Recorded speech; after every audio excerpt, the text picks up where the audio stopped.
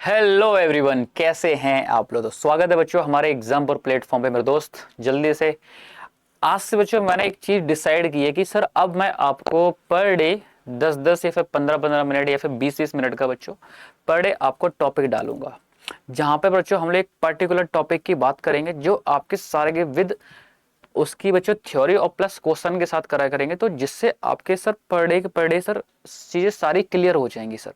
अगर ये चीज अगर आपको अच्छी लगे तो बच्चों कमेंट बॉक्स में जरूर बताना कि हाँ सर पर डे डालिए सर, ठीक है, जिससे मेरे को भी मोटिवेशन मिलेगा।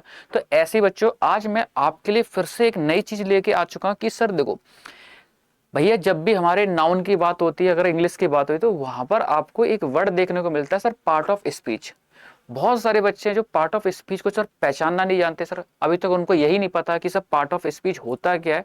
तो आज हम लोग इसी वीडियो में यही बात करने वाले हैं कि सर अपने पार्ट ऑफ स्पीच पे बात करेंगे सर, ठीक है, पार्ट ऑफ स्पीच पे सर, ठीक है। तो बच्चों, तो आज देखेंगे सर पार्ट ऑफ स्पीच अपनी कैसे निकली, क्या हुआ क्या नहीं हुआ, सब कुछ देखेंगे सर। तो मेरे दोस्त शांति से यहाँ पर हम लोग बात करेंगे। देखो बच्चों, अगर मैं नाउन हमारा बच्चों बेसिक पार्ट की बात करते भैया, देखो आपको पता है हमारी इंग्लिश क्या है सर, एक लैंग्वेज है बच्चों। अब कोई भी लैंग्वेज को बोलने के लिए आपको पता है कि आपकी आवाज की, आपके साउंड की जरूरत पड़ेगी सर जी, हाँ ठीक है। तो भैया इसी लैंग्वेज को जो साउंड के लिए हमने बोलना स्टार्ट किया सर जी। जो टोटल साउंड बच्चों कितने होते हैं आपके, 44 होते हैं बच्चों, लेकिन हम लोगों को 44 नहीं पढ़ने बच्चों। ये पूरे साउंड किसको पढ़ने होते हैं बच्चों, ये पढ़ने होते हैं जो सिंगिंग की प्रैक्टिस करते हैं, ठीक है, जहां उनका प्रोनाउंसिएशन जहां पर उनको अच्छा करना होता है वो लोग पढ़ते हैं। इंडियन फोनेटिकल अल्फाबेट चार्ट सर, ठीक है, उनको पढ़ने होते हैं। जहां साउंड बच्चों आपके, भैया वोवल साउंड की बात करें तो बच्चों कितने होते हैं आपके, 20 होते हैं। अगर मैं यहां पर बच्चों कॉन्सोनेंट साउंड की बात करूं तो आपके 24 होते हैं, ठीक है। अब सर आपको पता, देखो साउंड तक तो क्लियर टिक चीजें थी भैया, इंग्लिश हमारी एक लैंग्वेज होती है जो साउंड से बोली जाती है। अब सर हमें एक रिटन फॉर्मेशन चाहिए थी सर, ये देखो आने वाली जनरेशन को बच्चों हमें पता तो होगा सर, हाँ ऐसे कीजिए तब वो भी जनरेशन इससे सीख पाए। तो बच्चों इसी के साउंड की हमने रिटन फॉर्मेशन बनाई सर, क्या, आपके लेटर्स। अब सर लेटर हमारे देखो साउंड तो 44 थे, लेटर हमारे 26 हो गए सर।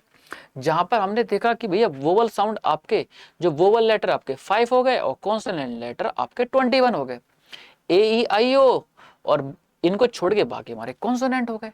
कोई दिक्कत नहीं सर। अब आपके दिमाग में आ रहा होगा कि सर क्या, कि भैया यहाँ पर साउंड 44 लेटर 26 कैसे, तो बच्चों उसके भी बात कर लेते हैं। देखो मैंने एग्जाम्पल लिखा है आपके लिए, ये देखो यहाँ पर कैट लिखा, एक सिटीजन लिखा, भैया देखो दोनों स्पेलिंग सही में से सी सी है। यहाँ पर सी का साउंड दे रही है बच्चों, यहाँ पर ये सी आपका सी का साउंड दे रही है।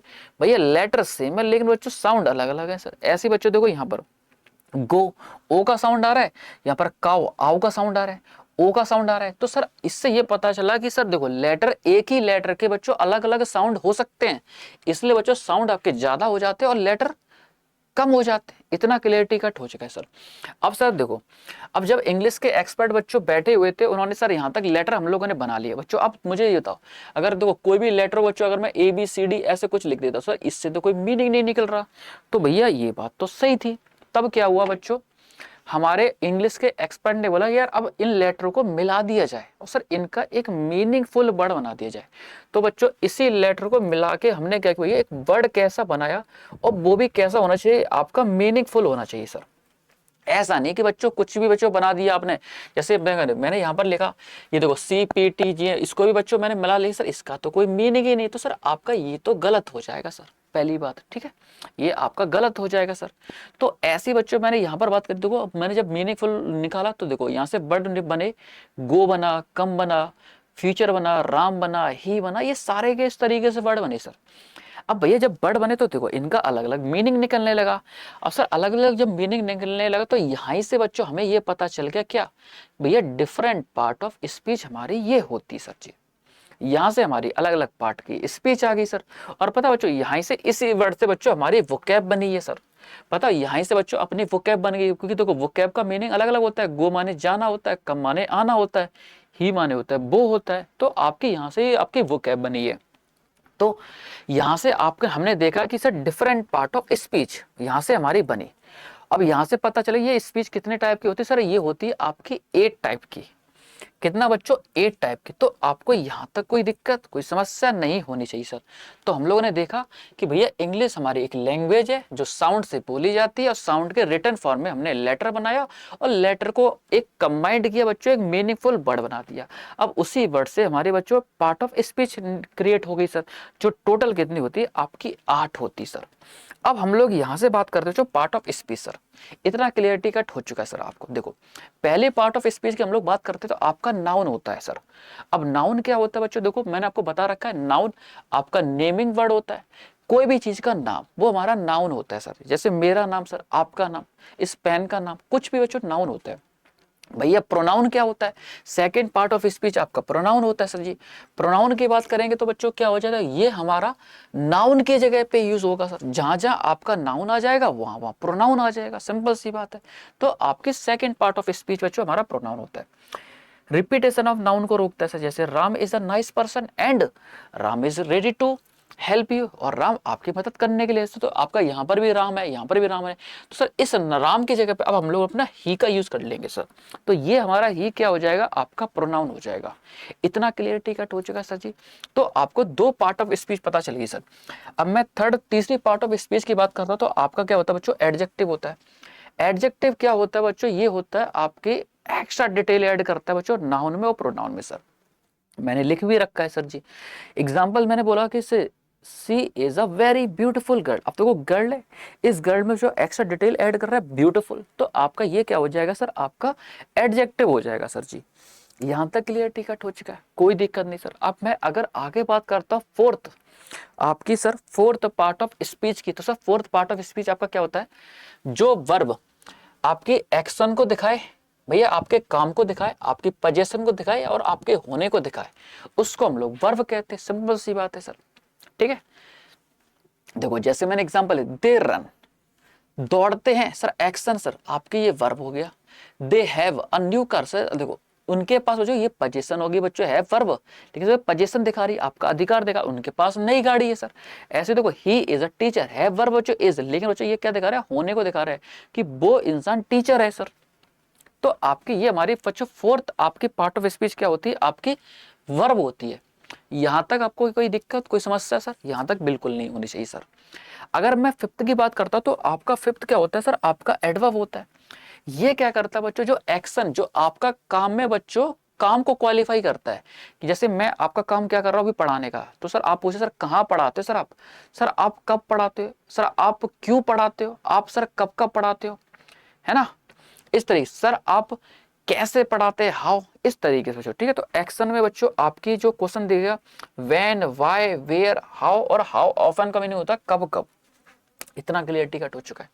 अब मैंने ये एग्जांपल ले लिया बच्चों, ठीक है। जैसे कि देखो दे रन फास्ट, वे दौड़ते बच्चों, आपकी वर्ब है, एक्शन है, कैसे दौड़ते, हाउ, हाउ का आंसर आ रहा है, तो आपका ये एडवर्ब हो गया बच्चों। ध्यान से सुनना बच्चों, क्योंकि ये आपकी पूरी की पूरी इंग्लिश में बच्चों ये पार्ट ऑफ स्पीच ही घूमती है, पता है। और इससे आपको बच्चों पता है हर चैप्टर के बारे में कुछ कुछ आइडिया लग जाएगा। अगर आप कोई भी चैप्टर पढ़ोगे ना तो सर आपको तुरंत पता चल जाएगा कि यार हाँ इस चैप्टर में हमें ये पढ़ना है। 8 होते मतलब 8 चैप्टर आपके कंप्लीट हो जाएंगे सर, ठीक है। आ जाओ, तो इतना क्लियरिटी कट कर लिया हमने बच्चों, ठीक है। जैसे दे कम हेयर एवरीडे, वो यहाँ पर दे कम ये आपकी वर्ब है। अब मैंने पूछा कहाँ आते बच्चों, देखो हेयर ये आपकी एडवर्ब होगी। कब आते बच्चों, तो कब आते, एवरीडे पर डे आते, या फिर कब कब आते बच्चों ये। तो सर आपने फिफ्थ पार्ट ऑफ स्पीच क्या देगी, आपने एडवर्ब। इतना क्लियरिटी कट हो चुका है। अब sir six part of speech आपकी क्या होती है बच्चों, प्रीपोजिशन। मेरे दोस्त क्या होती है, आपकी प्रीपोजिशन होती है बच्चों, ठीक है। सर यहां तक देखो प्रीपोजिशन क्या होता है बच्चों, ये होता है आपका रिलेट करने वाला वर्ड, जो चीजों को रिलेट करेगा सर, जो क्या करेगा सर, चीजों को रिलेट करेगा बच्चों, ठीक है, रिलेट करने वाला वर्ड। जैसे कि देखो मैंने एग्जांपल लिखा सर ही वेंट, अब मैं खाली टू को हटा दो, ही वेंट हर, तो इसको और इस वर्ड को बच्चों देखो, इस प्रोनाउन को और इस वर्ब को रिलेट कौन करेगा बच्चों, टू। तो आपका ये टू क्या हो गया, आपका प्रीपोजिशन हो गया बच्चों, ठीक है। यहां तक तो आपकी सब प्रीपोजिशन हो गया, यहां तक कोई दिक्कत नहीं कोई समस्या नहीं बच्चों, ठीक है। 7 पार्ट ऑफ स्पीच की हम लोग बात करते हैं आपके कंजक्शन बच्चों, ठीक है। कंजक्शन क्या होती है, आपकी ज्वाइनिंग वर्ड होता है बच्चों कंजक्शन बच्चों, ठीक है। कंजक्शन में बात करते हैं आप लोग, ज्वाइनिंग वर्ड होता है बच्चों, ठीक है। ही विल सक्सेड, देखो वो सफल हो जाएगा। देखो एक वर्ड तो अपना पूरा पैर एक सेंटेंस ये, यदि वो मेहनत करता है, तो बच्चों देखो इसको, इस वाले को और इनको कौन जोड़ रहा है, आपका इफ जोड़ रहा है। तो बच्चों यही इफ आपको, इसको हम लोग क्या बोलते हैं, कंजक्शन बोल देते हैं सर जी, ठीक है। अब सोचो यार, जब आप लोग कंजक्शन पढ़ोगे तो आपको पता चल गया कि कंजक्शन का मीनिंग क्या होता है, आपका ज्वाइनिंग होता है। तो आपको बहुत ज्यादा हिंट मिलने वाली सर जी, ठीक है। ओके, अब ऐसे में बात करता हूँ आपके सर इंटरजेक्शन की बात करता हूँ बच्चों। इंटरजेक्शन क्या होता है, यहाँ पर हम लोग बात करते हैं भैया, फिक्स वर्ड होता है टू शो सडन फीलिंग या फिर इमोशन। ये आपके बच्चों फिक्स, मतलब फिक्स वर्ड होता है जो आपकी सडन फीलिंग और जो आपके इमोशन को शो करेगा सर, जो आपके इमोशन को शो करेगा सर। तो ये इंटरजेक्शन हो, जैसे आपने देखो अभी आप मेरे से पढ़ रहे हो, अचानक से आपका जब रिजल्ट आएगा, आप पास हो गए, तो तुरंत खुश हो जाओगे कि हुर्रे मैं पास हो गया। भाई कुछ दुख आ जाए तो बच्चे तुरंत सैड हो जाते हो, तो सर ये आपकी सडन फीलिंग होती है। मैंने एग्जांपल बोला, alas we have win the match, तो आपको पता जब इंसान मैच जीतेगा तो दुखी थोड़ा ना होगा यार, वो तो खुश हो जाएगा।